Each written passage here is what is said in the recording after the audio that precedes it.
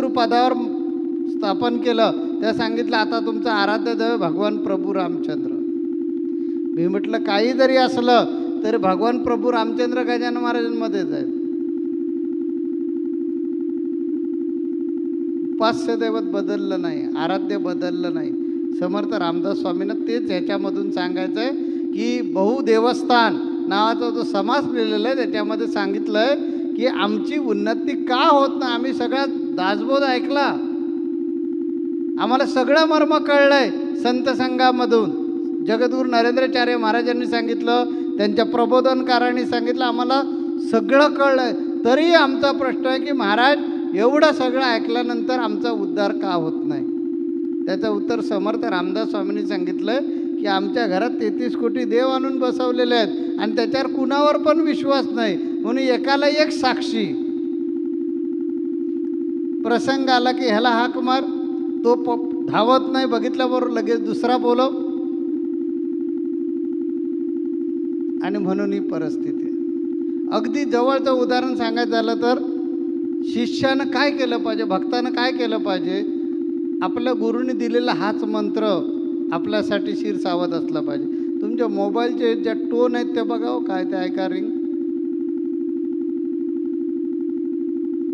त्या रिंगसुद्धा ज्या आहेत, जी ध्वनी जो आहे तो वेगळ्या मंत्रांचा लावला आहे. गळ्यात माळ आपण जगद्गुरूंची घातले, आपण एकनिष्ठ नाही.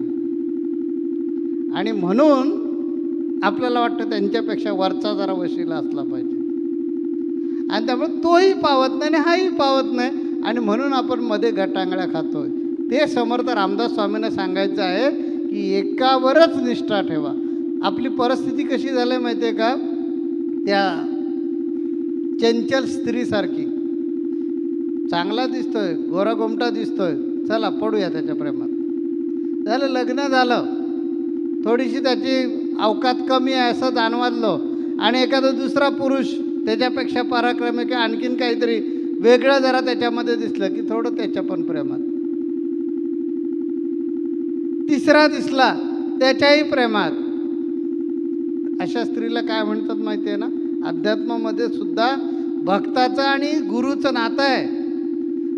ईश्वर आणि ती शक्ती असं तर दोघांचं नातं आहे. तिथे सुद्धा हीच गणना केली जाते. आणि म्हणून आपण एकनिष्ठ असलं पाहिजे. आपला आराध्य जर यापूर्वी नसेल कोणी तर गुरु हा आपला आराध्य असलं पाहिजे. गुरुमध्ये आपणच म्हणतो आणि आपणच विसरतो. गुरुर ब्रह्मा गुरुर विष्णू गुरुर देव महेश्वरा. अरे मग म्हणतोच कशाला, तुझा विश्वास नाही तर म्हणतोस कशाला. म्हणून आपण मुक्तीपर्यंत पोचत नाही. बरेच स्वतःला एकनिष्ठ सांगणारे जे लोक आहेत आमचे, बऱ्याच जणांच्या घरी जाऊन बघा, बऱ्याच जणांच्या आचरणामध्ये बघा जाऊन. बऱ्याच वेळा फोन येतात त्यावेळी जाणवतं की त्याची जी रिंगटोन जो असतो ना तो वेगळा ऐकायला येतो. पूर्वी त्याच्याकडे ओम नरेंद्रनाथाय नाम ऐकायला येत होता, आता त्याच्याकडे वेगळा ऐकायला येतो. मला कधीच वाईट वाटत नाही. विषय आला म्हणून मी सांगितलं की आपलं अधपतन जे आहे, हे अधपतन कसं होतं आहे, का होतं आहे, आणि त्याला कारण आपणच आहोत. आपला विश्वासच नाही आहे. माझा प्राण गेला तरी हरकत नाही, पण मी माझं कधीही आराध्य बदलणार नाही. आम्हाला वेगळ्या ग्रहांची 7:30 येते, मी कुठल्याच ग्रहाचा उपवास करत नाही. म्हणजे मी गुणमत्ता आहे असं नव्हे, त्याला रिस्पेक्ट देतो. पण माझा तो जो माझ्या राशीमध्ये मंगळ ग्रह आला असेल, मला जर त्रास देत असेल तर माझ्यासाठी गजानन महाराज मंगळ आहे, माझ्यासाठी शनिग्रह मंगळ आहे, शनिग्रह गजानन महाराज आहे. 9 ग्रह जे आपण मानतो आणि ते आपल्या राशी देतात आणि आपल्याला उपद्रव करत असतात. त्यावेळेला बरेच जण त्याचे उपवास तापवास करत राहतात. मी एकाचाही उपवास करत नाही, गर्वानं म्हणून नाही सांगत. हा स्वाभिमान आहे की मी ज्याला आराध्य मानतो ते माझं जर परब्रह्म आहे. परब्रह्म आणि म्हणजे परमात्मा, परमात्म्याच्या बाहेर काहीच नाही ना. ग्रह नाही, तारे नाहीत, हे 3 देव नाहीत, हे 33 कोटी देव त्याच्यातच आहेत. सगळं जर तुम्ही त्याच्यामध्ये मानत असाल तर तुमच्या जन्माचं कल्याण नक्की होणार. आणि म्हणून आम्ही कितीही असा प्रवास केला, पण जोपर्यंत आपला नेम नाही, फिक्स. मागच्या एका प्रवचनामध्ये एका ताईने सांगितलं होतं की त्या ऋषींनी सांगितलं की मी गुलाबाचं तर फूल ठेवलं आहे आणि मला सांग. मागच्या मला वाटतं 6-7 आठवड्यापूर्वी प्रवचन झालेलं आहे. त्या प्रवचनामध्ये ती गोष्ट सांगितली होती त्याने की ते महाराज म्हणाले की आता सांग, मी जे मारतोय, मी जो बाण सोडणार आहे तो बरोबर त्या गुलाबाला लागेल का? नाही लागणार. का? ध्येय फिक्स नाही.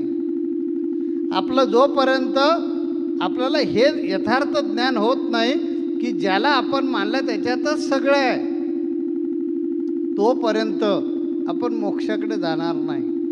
मोक्षाकडे जाण्यासाठी स्वर्गाचं दार म्हणा बघा, कधी 10-15 फूट म्हणे रुंद नसतं, फार अरुंद असतं. तुम्हाला त्या टोकाला पोचायचं असेल तर तुम्हाला स्वतःला एकविध व्हावं लागतं. म्हणजे एकदम एकदम एकदम ज्यावेळी तुम्ही असे होणार म्हणजे समरस होणार. इथे बोलायचा आला हा शब्द, इथे समरस योग्य वापरला जाईल त्याला. तर तुम्ही जोपर्यंत तुमच्या त्या परमात्म्याशी समरस होत नाहीत तोपर्यंत तुम्हाला मुक्ती म्हणजे आपल्याला कुणालाही मुक्ती मिळणं अशक्य आहे. बऱ्याच जणांना वाटतं स्वामींनी 3 महिन्यात मुक्ती मिळवली. कशी काय मिळवली, काय जादू केली? समरसता फार महत्त्वाची आहे. ही समरसता नुसती असून उपयोग नाही. सायुज्य मुक्ती मिळाली ती टिकवावी लागते. ती टिकवण्यासाठी कायम आपल्याला निसंशय ज्ञान झालं पाहिजे की मी ज्याला कुणावरही माझं प्रेम ज्याच्यावर आहे तेच माझं सर्वस्व आहे. आम्ही इकडे म्हणायचं की नरेंद्र म्हणे तुझं विकला जीव भाव, आणि इकडे वेगळ्या प्रकारचा जर उपाय करत बसलो तर कसला जीवभाव विकला आणि कशा पद्धतीने तू त्याला शरण गेलास.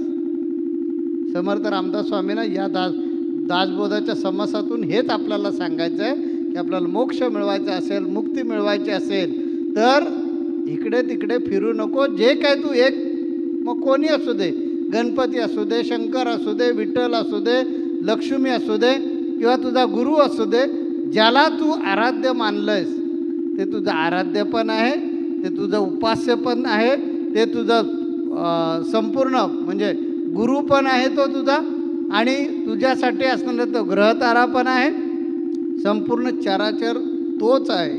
अशा प्रकारची ज्या दिवशी तू श्रद्धा व्यक्त करशील आणि तशा प्रकारे तुझं ज्यावेळी आचरण राहील, कृती राहील. म्हणून कालच्या मागच्या आठवड्याच्या संत संघामध्ये आम्ही काय सांगितलं, स्थूल देहामध्ये जोपर्यंत बदल होत नाही तोपर्यंत आपण मोक्षाकडे जाणार नाही.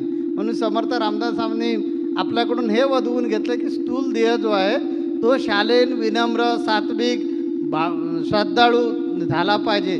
आणि पुढे त्यांनी सांगितलं की अनेक देवदेवता आहेत, त्याच्यापैकी तुझं स्थान एक फिक्स कर, तुझं एक आराध्य फिक्स कर आणि त्या आराध्याला 33 कोटी स्वरूपामध्ये मान, त्याला त्या आराध्याला तुझं दैवत मान, तुझा परमात्मा मान. कारण सगळ्यांमध्ये, मग त्या गणपतीमध्ये पण तोच आहे, त्या तुझ्या गुरुमध्ये पण तोच आहे, सगळीकडे तोच आहे. त्याचं यथार्थ ज्ञान होण्यासाठी ज्यावेळी तू एकजीव होशील, समरस होशील, त्याचवेळी तुला सायुज्य मुक्ती मिळेल आणि या चराचरातलं सत्य ज्ञान जे आहे ते तुला होईल.